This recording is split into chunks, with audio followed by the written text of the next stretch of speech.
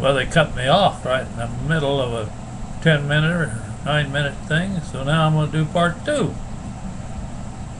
I think it's totally wrong, corrupt, mean-spirited.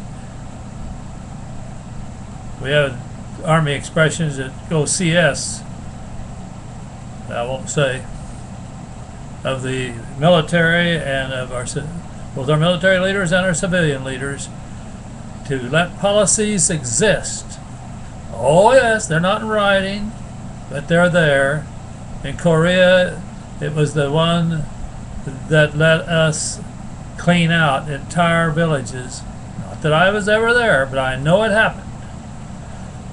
Killed men, women, and children because we were angry that the fighters seemed to come out from nowhere, and we just knew they came from that village.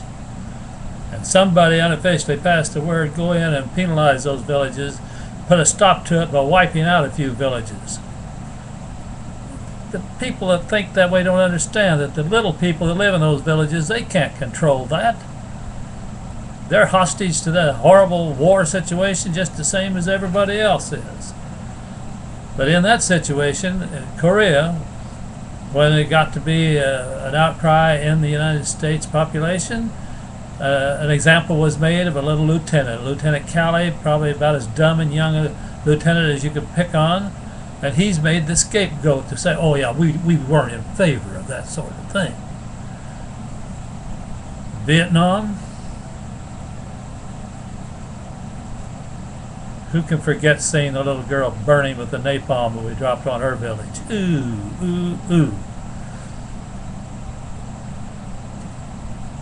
We have had all sorts of cases in this current thing. Mr. Bush, President Bush, Vice President Cheney, Secretary of Defense Rumsfeld, they set the tenor for torturing prisoners. They even pulled a general and demoted him for speaking civilly to a prisoner at Guantanamo. If you doubt that, search it out. You'll find I know what I'm talking about.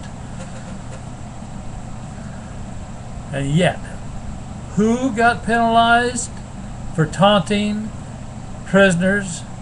A little old low-ranking, innocent girl showing off to her buddies. After all, if it's good enough for the president and the vice president and Rumsfeld, and they ship people out to be tortured in other lands, why can't we raise a little hell here with these patients, these prisoners? They weren't patients, prisoners. And so you have a Miss England who's made the goat. Shame on us. Fortunately, nobody was made a goat for firing a shotgun. But it could have easily been my boy or anybody else's boy, because those were the rules that were set down to cover somebody else's you-know-what in case somebody pulled the trigger and killed a lot of innocent people. Of course, the hard-wingers to the right would say innocent hell. They were out there rioting. Well, in Korea, I had a sergeant that he was not a happy camper.